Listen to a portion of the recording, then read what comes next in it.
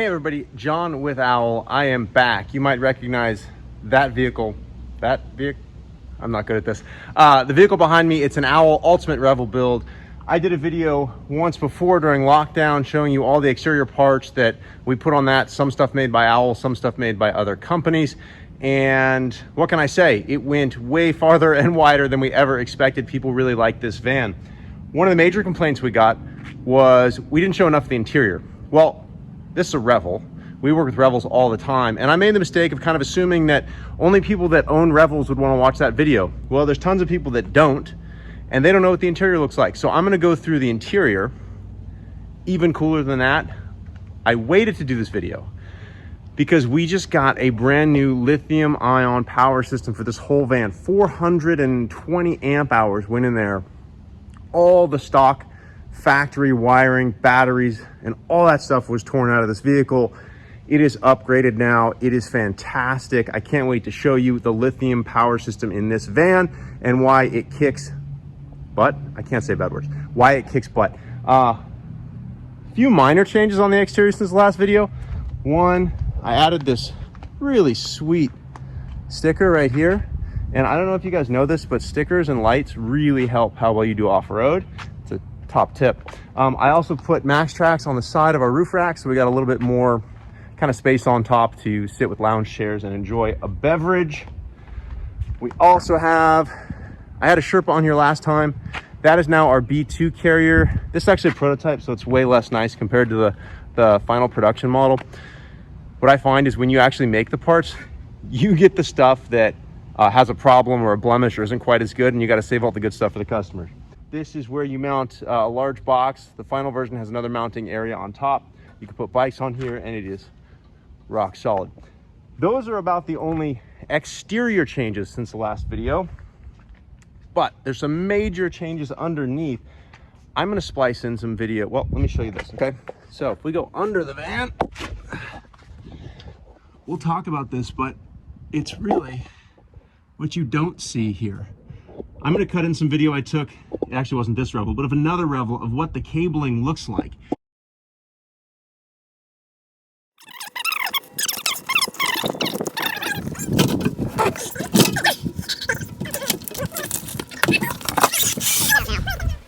So my force brake, hold this guy down, I don't reuse these. I'll take it out. Unscrew everything. And then the inverter panel, forgot a ground. Inverter ground. You can fully test me later. Okay, now this should pull right out. Positive wire should pull right out. These, yeah, I've done this so many times that I don't even have to label it, I just kind of know what everything is. Interesting. I have never seen that before. Okay. The driver's side harness. This is the chassis harness. So we disconnect the chassis harness.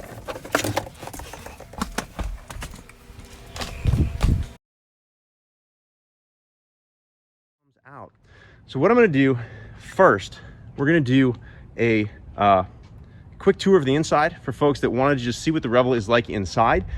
And then I'm going to go through this massive pile of stuff on the ground, hundreds and hundreds of pounds of stuff that came out of this vehicle. What's new, what's cool about this lithium power system, and how you can put lithium in your van, even if it's not a Revel. So let's go check out the inside. For folks that have seen a Revel or have a Revel, nothing revolutionary here. But for folks that don't, let's check it out. All right, we are now inside the Revel. Don't worry, we'll see the rest of the van. I want to start off with kind of the cockpit area. Up here, patches. Some people know, some people don't know. This factory headliner material, great for patches. I'm a sucker for patches and stickers. So if you got cool patches or want to trade, let us know. Outside of that, this looks fairly stock. However, in my last video, I did say I was going to be changing seats. Most people, the factory Sprinter seats work great.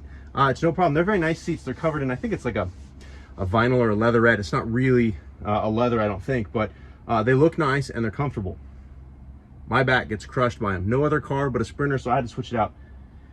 This is one of my favorite additions to the vehicle. This is a Shieldman seat. It is made in Germany. I custom ordered it with kind of some Volkswagen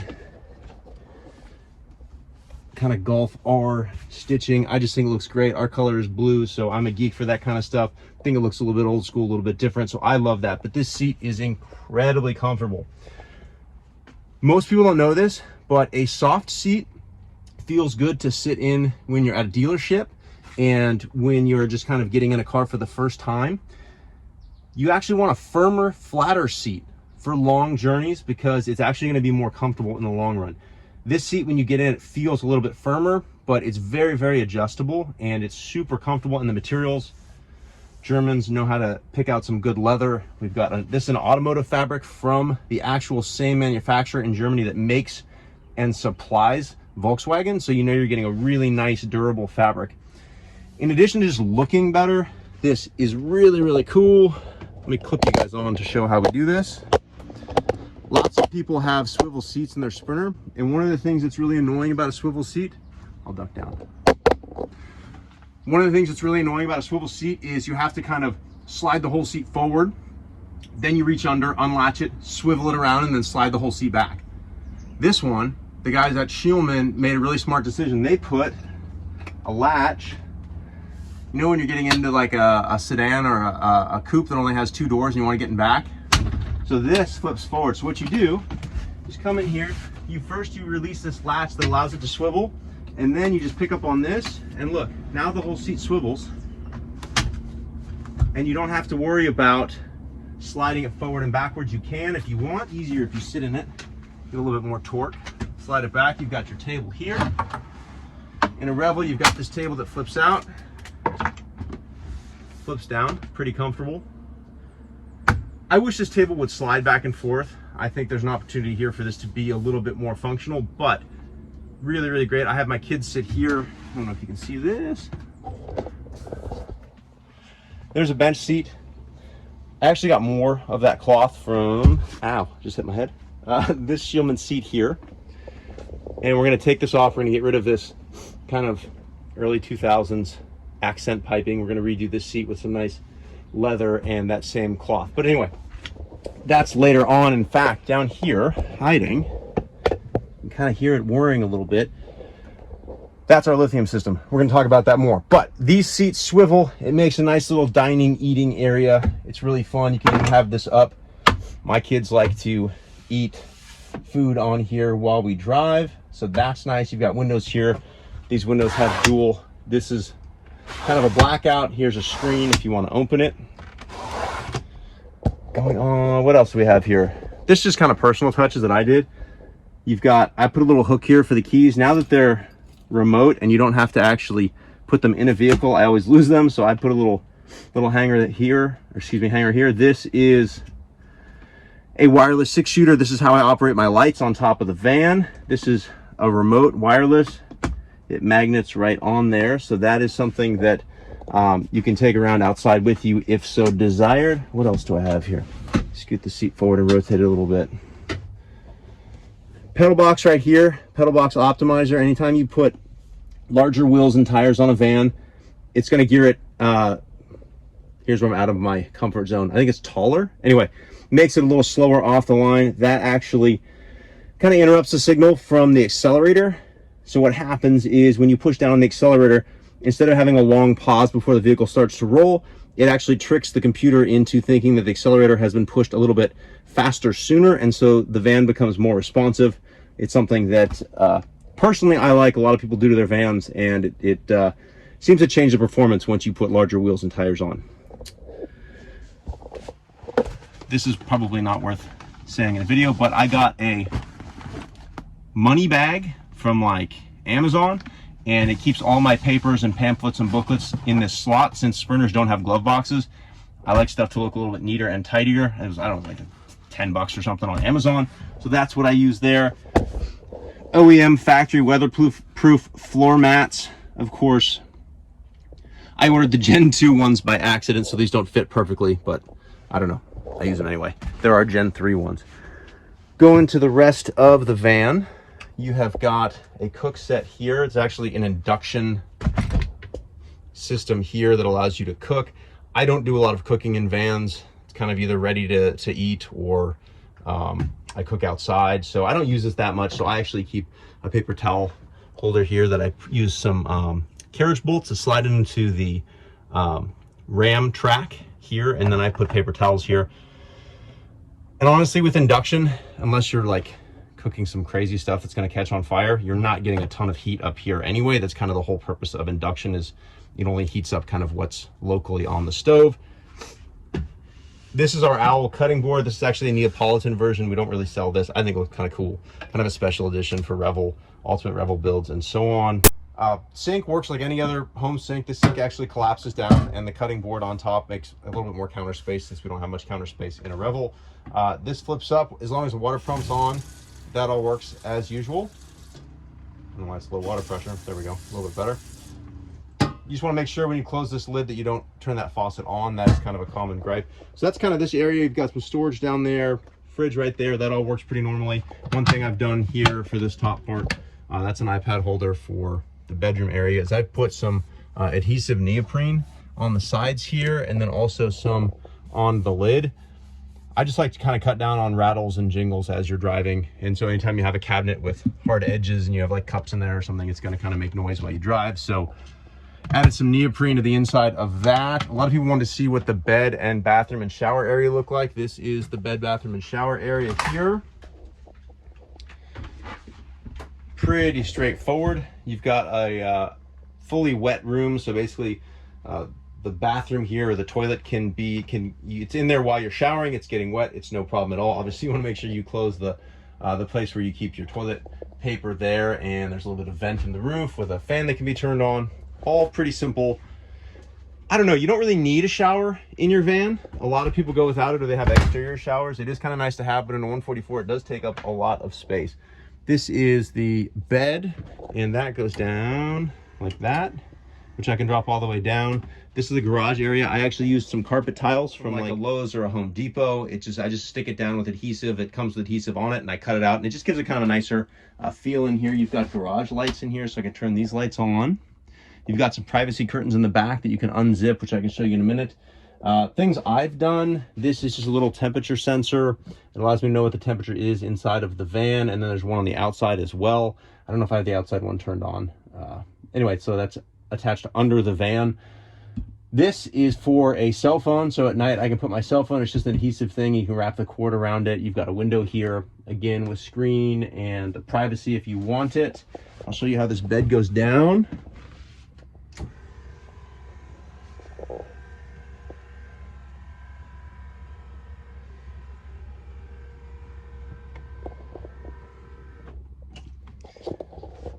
Pretty nice area to sleep, actually. So it comes down, I believe it's a full-sized queen, and it's got these side pop-outs. These are called flares. These are ones made by Winnebago. Let me turn the lights on here. These are made by Winnebago, another company that makes them here in the US called Flare Space. I think their website is called For the Love of Vans. So you can put these on any van. It doesn't have to be a Revel. What these allow you is to sleep sideways, which in a 144 is nice, so the bed doesn't take up quite as much room. I am 6 feet tall, and I sleep okay. I'm kind of at the limit of what can fit in here, but I also tend to sleep on my stomach. If you sleep on your back, which means your feet don't stick straight out, you can probably be 6'1", 6'2", and still fit. But yeah, that's the bedding area. It works pretty nicely, and I like the fact that it goes up and down. I also have my kids sleep under it a lot, which is nice. I just kind of throw a bed down there, and it's pretty easy. The only thing you have to watch out for in a Revel is you do have a heating duct right here, which gets really, really hot. And so if you have anything here, you want to kind of redirect that heating duct if you have someone sleeping right here, because often I have storage here. And there are also some really cool storage systems. I know like Canyon Adventure Vans making their GLSS here, that you can put a storage container with some bench seats and make this area a little bit more functional. This pantry here just kind of holds, you know, various items here. It's just kind of a standard storage area. I actually wish they didn't have this area in a Revel. I would have liked to see this kind of be more open. I don't think that storage is very useful, and I think that it makes the whole van feel a little bit more open if that's not there. So overall, that is kind of the interior of the Revel. Obviously, if you're interested in a Revel, you can go look on, they're made by Winnebago. You can go look on their website, and I'm sure there are tons of videos. I know Lixon RV makes a bunch of videos that go through the in-depth of how to kind of operate a Revel and the interior of a Revel. Now, I will make a link in the bottom to jump directly to this because I want to talk lithium power systems. This is one of the coolest things. I've been so excited to tell everybody about the lithium power system in this van. We just got this van back from Connecticut. So this van was taken from here, shipped out to Connecticut. A guy named Aaron Solitiker is doing a brand new lithium ion. I think it's one of the best lithium systems on the market. Full disclosure, I don't sell it. I just like it. So I'm doing this video. I make no money off of recommending this system. I just think it's a nice system. I have it in my van, and so far it's worked really, really well. I know I'm one of the first 5 vans, so I expect to have kind of a few hiccups as they develop the system, but so far I haven't really had any. The system as a whole is 400 amp hours. Let's talk a little bit about amp hours. A lot of people think lithium batteries are expensive, and they are. Here's the catch that no one talks about. AGM, which are essentially lead acid. Yes, I don't want to get into the details, but for a minute, or for the sake of conversation, let's say that lead acid and lithium are the same. They're much, much cheaper, but they're only half usable. What I mean is, if you have a lead acid battery with 100 amp hours, that battery will start to be damaged if you bring it down to a voltage basically below half charge of that battery. So if you've got a Revel and it's got, let's say from the factory, I think it's 320 amp hours from the factory, you really only have a little over 150 amp hours before you kind of have to shut everything down. So if you look at the price of a lithium battery, which can be run all the way down to 0 without damaging, well, very close to 0. Again, we're talking in generalities. A lithium battery can be run almost all the way down to 0. If you had 300 amp hours of lithium, you've actually got 300 amp hours of battery, as opposed to 300 amp hours of AGM, you've really got about 150 usable amp hours. That's huge. So when you go from a system that comes from the factory with 3 AGMs, meaning you have a usable 150, this is 400, I think it's 420 amp hours now. So you're looking at, almost 3 times as much battery power as you have initially, which means off of a lithium system like this with high quality components, you could run a factory AC that's on the back of the Revel for, I think it's like 4-ish hours, obviously depending on other use. And you can also add an alternator that you can add a remote start that starts the engine of the vehicle every time the battery charge gets low. We had an Ultimate Revel we delivered to a customer last week. It had that. So what happened is if the battery charge ever gets low, then it auto starts the engine. There's a second alternator that charges the whole battery bank. I think it's in about an hour. It also high idles the van. You don't want to idle a Sprinter at basically at idle. You want to get the revs up because it can damage, I believe it's the turbo or something like that. I have to, I don't remember exactly, but so you've got a ton more power. In fact, this entire lithium system is contained, let me move this. This is my mat to protect my glass induction cooktop. See my seatbelts? They always look this nice, by the way. Everywhere I go. No, I'm totally full of it. They always look like a tangled mess. Under this seat is an entire 420 amp hours of lithium. That's pretty cool, and I'll tell you why that's cool when we go back on the outside of the van. Aaron can fit as much as, I think it's 630 amp hours, which is basically enough to run a rear AC. I think it's for almost like 8 hours, which is fantastic. Let me say this. People think they need AC a lot more than they do. Max Air fans with an open window do fantastic. If you're in the South or somewhere where it's really, really humid, maybe the Midwest, definitely a different situation. In California, I actually took the AC out of this van. I don't really need it. But for those that do, being able to run AC on lithium, fantastic. Generators, if you can get rid of them, they're noisy. You know, people hate them that camp anywhere near you. So I really like that. Why do I like Aaron's system? There are a number of lithium systems on the market. One is this. If you've been in a Revel before, this is kind of a hodgepodge mess of different systems. Some of them look like they're in kind of a tracked home with like house switches and automotive switches. Aaron takes his time. He cuts this panel out, or cuts out behind it, cleans everything up. This is a laser cut aluminum panel that all of the different gauges and things go on. All the wiring underneath is cleaned up. There's a lot of times where they have kind of a factory wire and there's huge spools of wire on the ground under the seat. He shortens all those wires to the correct length, wires them in. And then like right here, your house batteries. This is our main battery switch. It's actually moved from down here. So this is a blank, and you notice like I've had to label some of these switches because they're not labeled from the factory. So that's where the old main power shutoff was, and people hit it with their feet, shut their power off, etc. That's all now moved up here. Your house battery's up here. This is really nice too. All the switches are labeled. This is bed up and down. In the factory setup, it's got this, you know, really cheap looking like silver metallic gauge that doesn't match anything. It's got a key in it. Those keys are prone to getting bent. It's not a good look. This is a much cleaner way of doing it. He also goes under and takes out that, and you'll have to ask Aaron about this. He knows, he's more knowledgeable than I am with the heating and shore power system, but takes out, you know, some of those switches and some other stuff with the heater that makes it operate kind of more seamlessly.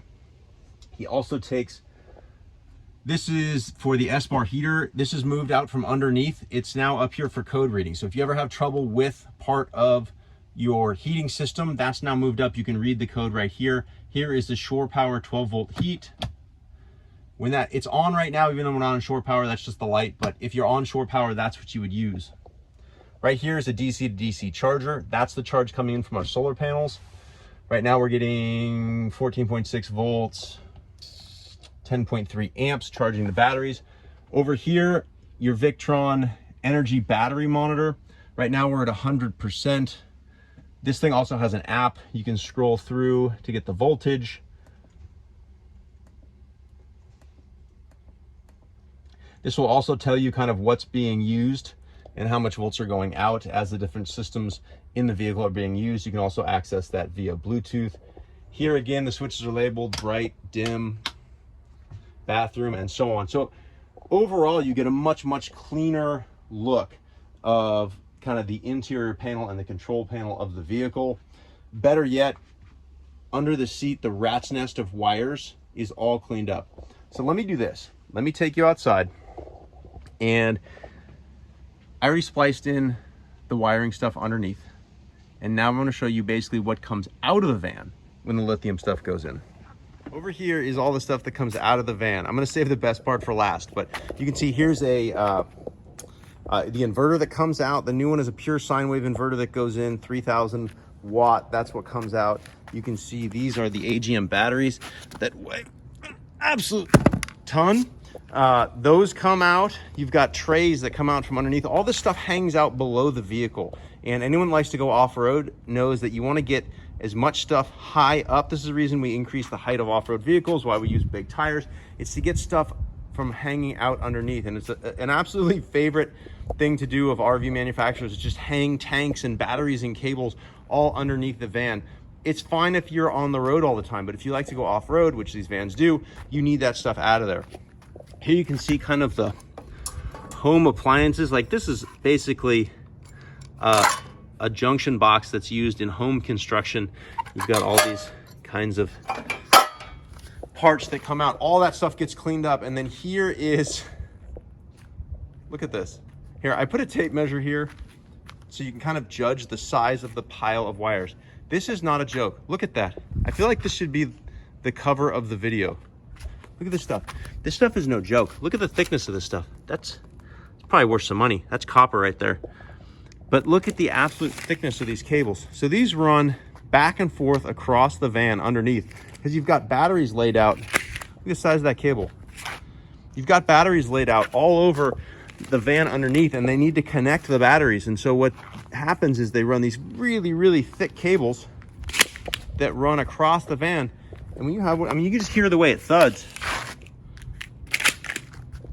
How heavy these are. These are solid copper wires. All of this stuff gets cut out, trimmed down. I mean, look at the sheer mass of crap here. So I'm gonna stand back, look at this. All of that came out of that. And now what I'm gonna do is I'm gonna pop the seat off and show you what this turned into. I know when the video started, I went under the van. Look at this now. All right, we're gonna go under here. So this is where one of the batteries would hang out. Over there is where one of the other batteries would hang out. You know what used to flow across this? All of those wires. Look what we're down to. We're down to this. And I'm pretty sure all that is the light for the running board. This goes up under my Van Compass skid plate. Look how clean this is. There's nothing there. There's no battery in the back. Everything gets cleaned up. It's just really, really nice. Now, you don't have these AGMs hanging down so low. And if you want, you could cut this off. I'm trying to move this back. You could cut this off to get better ground clearance and get different brackets or different Nerf rock sliders. But anyway, I think it's absolutely crazy. So normally, if you don't have skid plates, all of these wires are literally zip tied to the bottom of the cross member here, which means that if you high center on anything off-road, it's gonna absolutely wreck all that cabling in your power system and so on. And then you also had a lot of those big wires were heading all the way to the back to where that battery used to be housed in the back. So you can see how cleaned up the underside is on the van now, and I'll show you how cleaned up the inside is. Maybe I'm lame, but this gets me excited. I think this looks fantastic. You can see the attention to detail. These are the 4 lithium-ion batteries. If you get, I believe it's a 630, they can do another 2 batteries there. You can see how clean everything is. All the wiring is properly spooled and taped. All that crap comes out. All the plywood comes out that was holding everything. This is an aluminum tray that gets put in to hold everything. You've got access to your fuses, which there's a cutout for if you need it, but all the stuff gets cleaned up. You see how nice that looks. All nice and tidy under the seat. Why is it important that the lithium's under the seat? Well, we talked earlier about lead acid and AGMs. They are not as affected by temperature as lithiums are. You could very easily and inexpensively swap out the lithiums that are under the van, swap out the AGMs that are under the van. We just looked at those under the van and where the old batteries came out of for lithium. But here's the problem. They're now on the outside of the van, which means they're exposed to the elements. You can't charge lithiums when it's super, super cold, and you can actually damage the battery. Anyone who's had their cell phone in the sun or skiing has experienced how when it's cold, the battery drains faster. It's not as usable, and it also can overheat in the sun.